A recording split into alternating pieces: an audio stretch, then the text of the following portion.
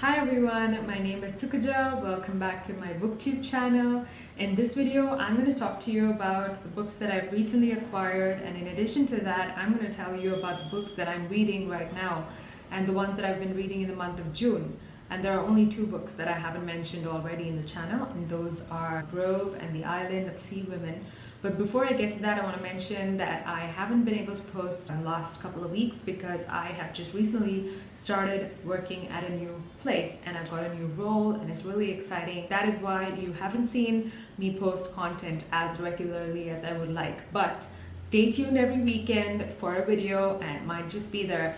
So keep checking and please do hit the bell icon on my YouTube channel so that you can find videos as and when they get posted online. So let's get started about the books that I have read this month. The first one is The Island of Seawomen by Lisa C. This book is something I'm still reading. I just have a few, maybe 20 pages left, but it has been a really good run. This is a recent release, so it's not an old book, and you will see that a lot of people will be talking about it shortly on Instagram. So this book is about a group of women who live as part of a collective.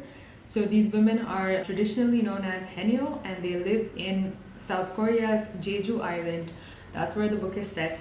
And the time period is during the Second World War. This is before Korea was separated officially into North and South, I think. If you've never read about South Korean history or just Korean history, then you should definitely read this book because this has got a lot of information and it's also historic fiction. You'll really feel like you're witnessing the kind of things that happened back in the day and how difficult it was to live a life as a woman in South Korea in the 1940s. It's going to be moving between different timelines. So it starts off in 2008 and it keeps going backwards in time and back and forth throughout the book. It's not a bad thing. I mean, it works for people and it works for the book. I have to say, I would like to compare this book to Pachinko by Minji Ling, which is again set in South Korea and it's historic fiction. But when I read that one, and it was much lengthier than this book, I didn't really enjoy it as much as I'm enjoying this one.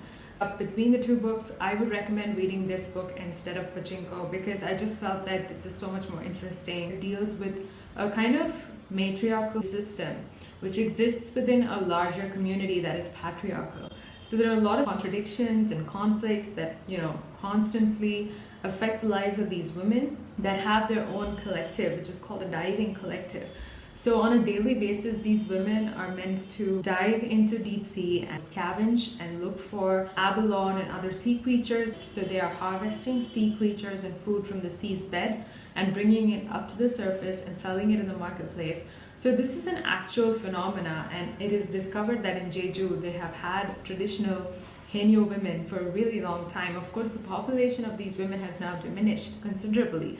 And the women that do exist now that are still Hanyo are all in the age group of 80 and 90. And this is about a dying community of women. It talks about Korean history and the brutalities that were committed against women, men, and children by the Korean authorities. Back then, they would accuse people of being communists and then they would be taken into prison, and they went through a lot of torture. And of course, I'm going to put a disclaimer, this book has some trigger warnings, so please be careful if you decide to read this book. But do read it because there aren't that many books that deal with this issue, and I feel like it's really interesting and worth your time. This is mainly about two women, one of whom is named Mija and the other one is Young-suk. So we get the entire story from Young-suk's perspective. The larger themes in this book, aside from the historical stuff, is that of, motherhood and forgiveness and sisterhood and feminism. So there's a lot going on. I really enjoyed reading about the experience of diving under the sea. That's something I really liked in this book, how it was talked about.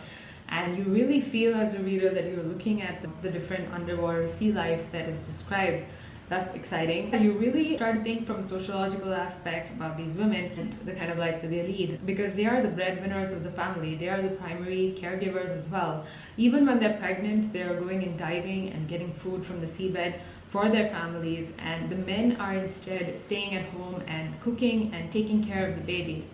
That's the job of the men here. So it's a bit of a reversal, but at the same time, the women need to be trained in a lot of things, and how they balance different aspects of life is worth reading about. So this is just one book that I would recommend you put on your radar if you haven't already. The next book that I want to talk about is Grove by Esther Kinski. This is translated from the Italian to English, and this is a Fitzcarraldo edition. There will be two alluded by the Fitzcarraldo editions. I have to tell you that because Some of these books, they just are packaged really nicely, but on the inside, this one didn't live up to my expectations at all. Like, I picked this up after reading Whereabouts by Jhumpa Lahiri, but then the thing about Whereabouts, it's a different style of writing there. And this is very different writing. This is nature writing, and so this will really look at a lot of imagery, and it's going to have a lot of descriptions. And if you don't love description heavy writing, you will not enjoy this book. And also if you don't love nature writing in general. And now this is far removed from where I'm situated and the kind of local flora and fauna that I'm exposed to. I am not going to be encountering any of that in this book, and neither will you, unless you are very familiar with Olevano, which is a tiny countryside village in Italy. That's the setting of this book, and that's where the narrator lives. And she is of course talking about dealing with grief. She is not in the happiest moment of her life, and at the same time she's dealing with isolation and being a foreigner. She's actually British, but then she ends up living in Italy. A lot of dichotomies, there's light and darkness, there's a lot of references to chiaroscuro, which is, light and shadow. She's situated between the village, which is bustling with life, and then there's a graveyard next to her accommodation. So she's kind of surrounded constantly by things that represent life and death. And then I feel that she's kind of trying to locate and situate herself in nature, and also trying to come to terms with grief and loss by seeking solace in nature. That's what the book is largely dealing with, if you ask me. And I tried buddy reading this. This is a very slow read, and you definitely would need to Google a few things. Like, for instance, there were sentences that had too much description of the location and surroundings. There were things that I enjoyed, there were descriptions that I enjoyed, but there were things that I didn't enjoy either. Like, in the Bohemian forest, freshly fallen, wet snow dripped from the trees, clouding the view through the stiff underbrush, to the young Lauter River, which had not even a thin border of jagged ice. Now, I've never really inhabited a place for a really long time where, there's a lot of ice and stuff. I mean, I'm as it is kind of removed from the surroundings. So I'm trying hard to really picture this. And then there's the Lauter River, which I'm probably going to have to look up images of in my phone, because there isn't a clear description of the river itself. There's also a Bohemian forest. Now, I don't know what a Bohemian forest is. I'm probably going to have to look that up as well. So that is why this is going to be a really slow read. There's a lot of other bits of language as well, like the garden of the Finzi Continis is in snow or freezing fog. Now, I need to look up the Finzi Continis, the Italian phrase, and also see what kind of garden it is. So that's why this book is something I wouldn't recommend. But if you are really passionate about slow reads, literary fiction, and you love long descriptions, imagery, and works of translation from the Italian aren't really foreign to you, then I suggest you pick this up.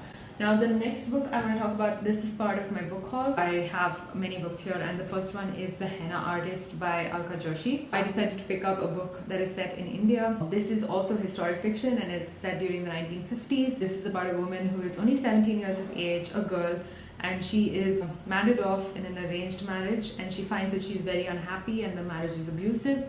And so she decides to leave her family and run away and become a henna artist, because she has the skill of mehendi. So she knows how to apply henna to hands, and she's very talented and skilled. So she decides to run away and subsist on her own, become independent, and sort of deal with life and whatever throws her way. For the time being, she ends up doing that, and then one day her husband tracks her down and he confronts her. And what happens is that he brings with him her sister, her younger sister, whom she didn't even know existed in the first place. So then she has to confront this new aspect about her life, and is she going to go back and stay with her husband? You'll have to read this book to find out. And this is set in a rural village in Rajasthan. She migrates to the city of Jaipur, the pink city in other words. So I'm excited to read this. I will report back with my thoughts shortly. The next book on my TBR is Haruki Murakami's Hardboiled Wonderland at the End of the World. This is a Kafka-esque novel, according to a lot of reviewers, and now I haven't read Kafka on the show fully, but I tried reading it and it didn't gel well with me.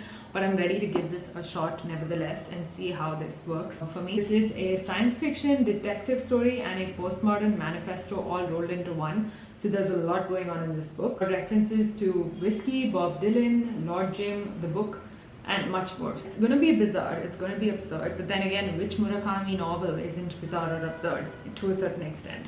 Anyway, discussion for another video. I'm going to get back to you with my thoughts on this. And if I have to choose between Murakami's short stories and novels, I would still choose his short stories, because I find them to be very self-contained little worlds that you can get into and get out of at your will. Real and mundane, the worlds that they are. It's just more interesting to me. Let me know which you like in the comment section down below, which you prefer. Now the next book I have here is How We Disappeared by Jinjin Lee. It is set in 1942, historical fiction in Singapore. This is about the Japanese invasion of Singapore and how they come to Singapore from Malaysia.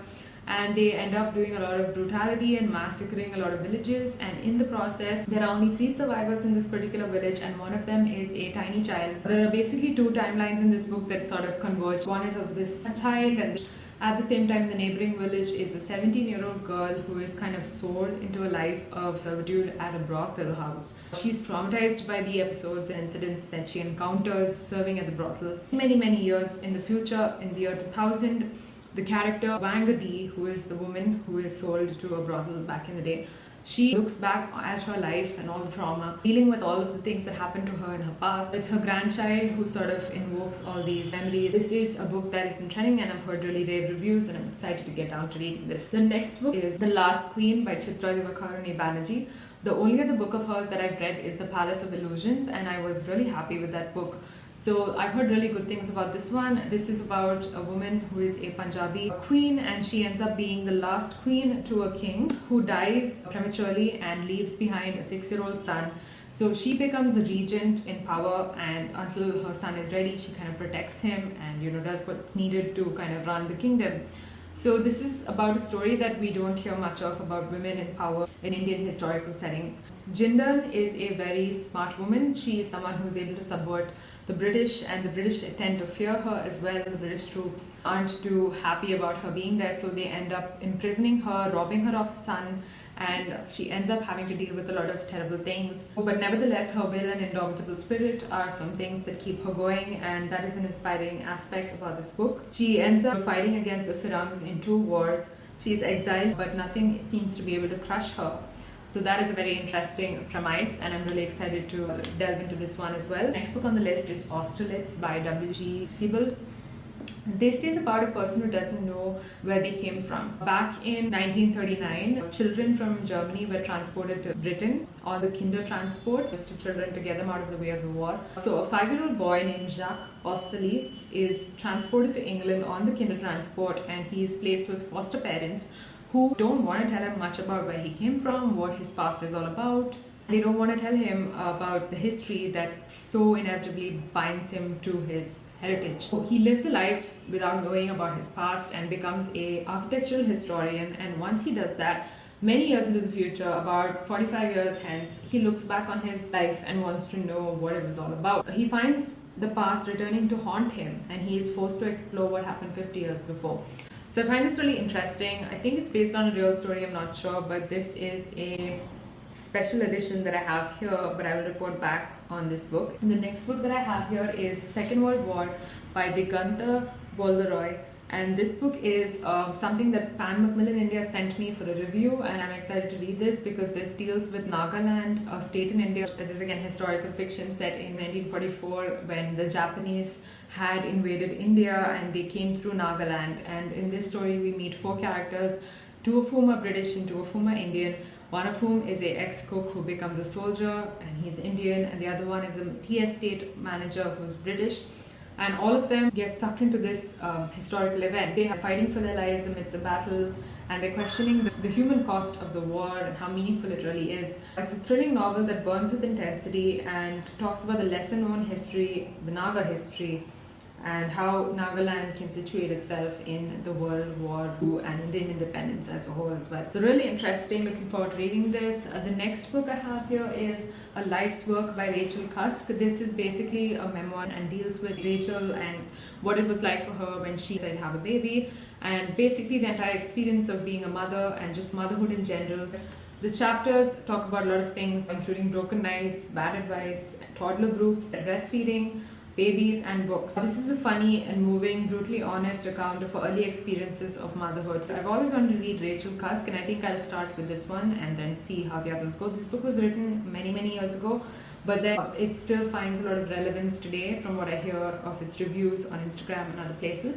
So it's just something I'm going to be starting Rachel Cusk's work with this one. I'll report back on my thoughts, most likely to get through all of these in the next month.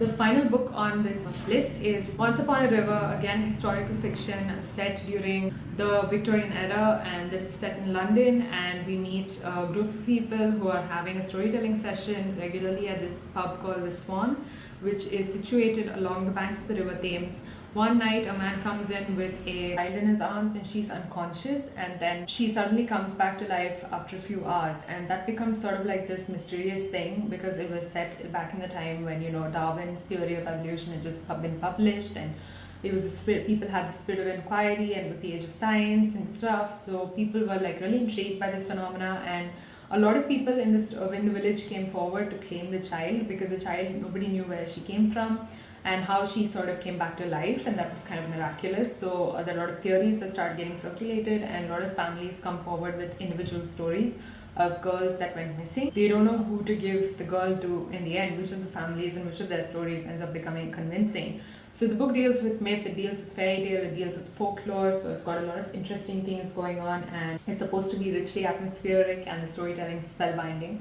So I'm looking forward to reading this, and this is being currently read by my university book club, so I'm a little behind and I really need to get down to reading this. So this brings us to an end of the massive book haul that I had, and also discussion about my current reads. I hope you liked it. Please give it a thumbs up if you did. Please do subscribe to my channel and hit the bell icon so you'll be notified every time I post a video in future. I appreciate you being here, and really thank you for watching my video. I'll be back soon with more bookish content. In the meantime, stay safe, stay sane, and I will see you soon. Bye.